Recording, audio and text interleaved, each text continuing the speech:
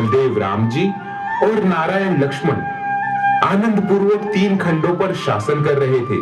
16,000 मुकुटबद्ध राजा उनकी सेवा में सज्ज थे। एक दिन सीता को रात्रि के अंतिम प्रहर में 2 स्वप्न आए। एक स्वप्न में 2 पूर्ण चंद्र दिखे, दूसरे स्वप्न में 2 सिंह मुख में प्रवेश करते हुए दिखे। इन दोनों स्वप्नों का फल श्री राम जी ने इस तरह बताया। देवी, तुम्हारे सिंह रूपी 2 पराक्रमी पुत्र होंगे। वे दोनों ही त्याग और मोक्ष मार्ग के प्रवर्तक होंगे। कर्म शत्रुओं को नष्ट कर मोक्ष पद प्राप्त करेंगे। ऐसा शुभ समाचार सुनकर सीता ही नहीं, सारी अयोध्या नगरी खुशी से झूम उठी।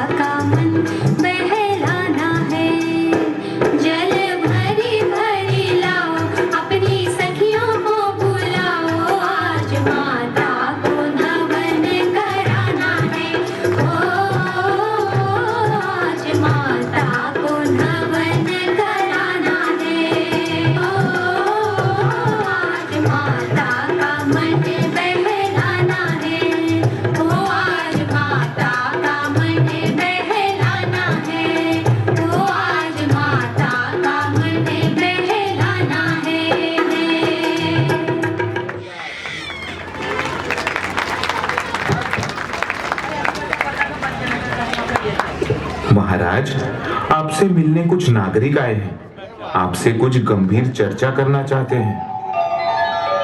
प्रणाम महाराज। हे देव, अभयदान का आश्वासन दीजिए। अभयदान है, आपको दंडित नहीं किया जाएगा। जो कुछ आपके चित्त में हो सो निर्भय होकर कहो।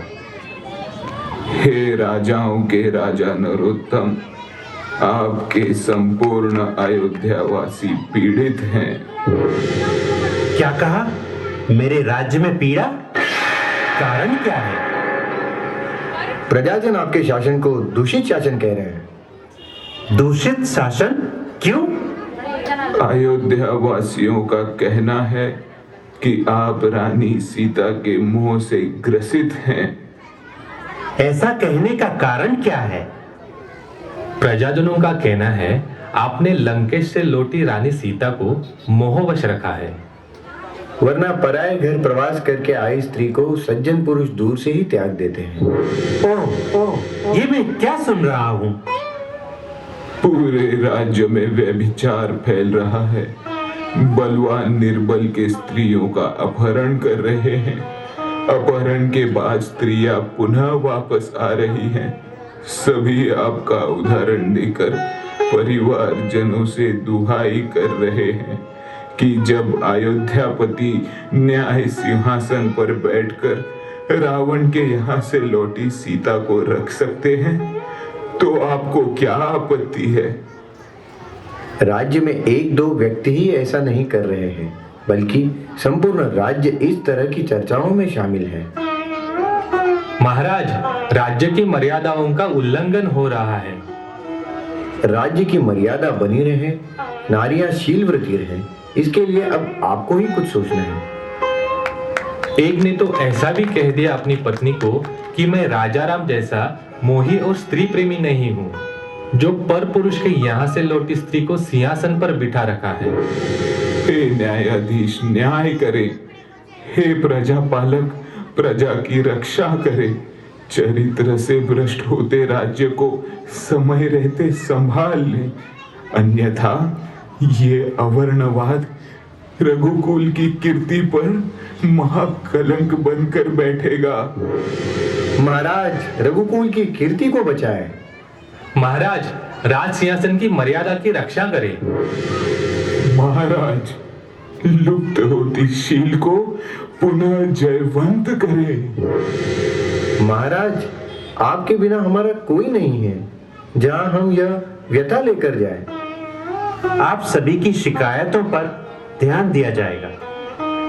यहाँ पर राम राज्य है। यहाँ पर देशवासियों का दुख का संबंध राजा से है। प्रजाजन अयोध्या के सम्राट राजा राम से न्याय ही पाएंगे।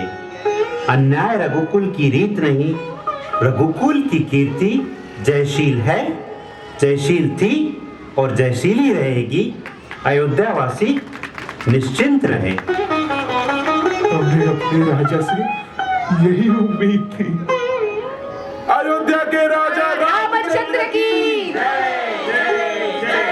अयोध्या के राजा रामचंद्र की जय, जय, जय।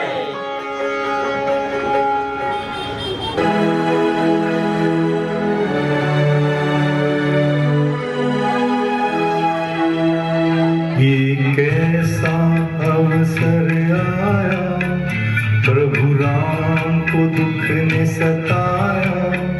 नहीं सूझे उत्तर कोई, जो प्रश्न है जग ने उठाया। ये कैसा अवसर आया, प्रभु राम को दुख ने सताया। नहीं सूझे उत्तर कोई, जो प्रश्न है जग ने उठाया।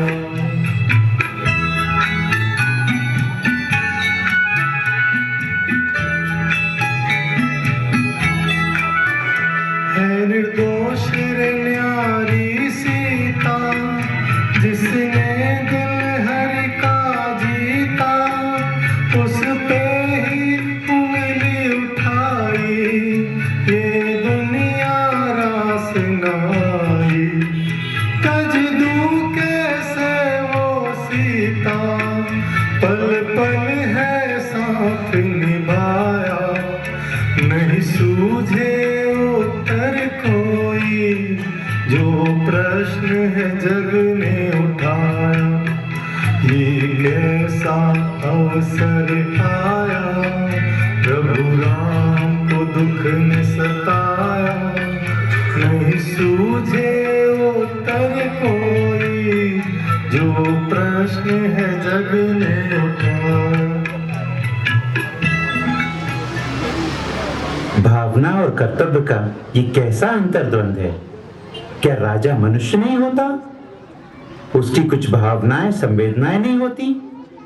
क्या रघुवंश की गद्दी पर बैठने वाले को परीक्षा देनी ही होगी? पिताश्री ने भावनाओं से भी उच्च स्थान कर्तव्य को दिया था। मुझे मेरा कर्तव्य पुकार रहा है। मुझे प्रजा के हित के लिए, रघुकुल की कीर्ति के लिए अपनी भावनाओं को तिलांजलि देनी ही होगी। लक्ष्मण को बुलाया जाए। राजकुमार लक्ष्मण पधार रहे हैं। प्रणाम महाराज। अहो भाग्य मेरा, मेरे भ्राता ने मुझे याद किया। आओ आओ लक्ष्मण, आओ, मैंने ही तुम्हें याद किया। कहो महाराज, मेरे लिए क्या आज्ञा है? मैंने तुम्हें एक विश्वसनीय कार्य के लिए याद किया। आज्ञा कीजिए महाराज। तुम्हें आज्ञा पालन हेतु अयोध्या की सीमा से बाहर जाना होगा। अयोध्या ही क्या महाराज, पाताल में भी जाने की आज्ञा दोगे तो महाराज की आज्ञा पालन हेतु यह सेवक पाताल में भी जाए। अब महाराज बिना भूमिका के आज्ञा दो।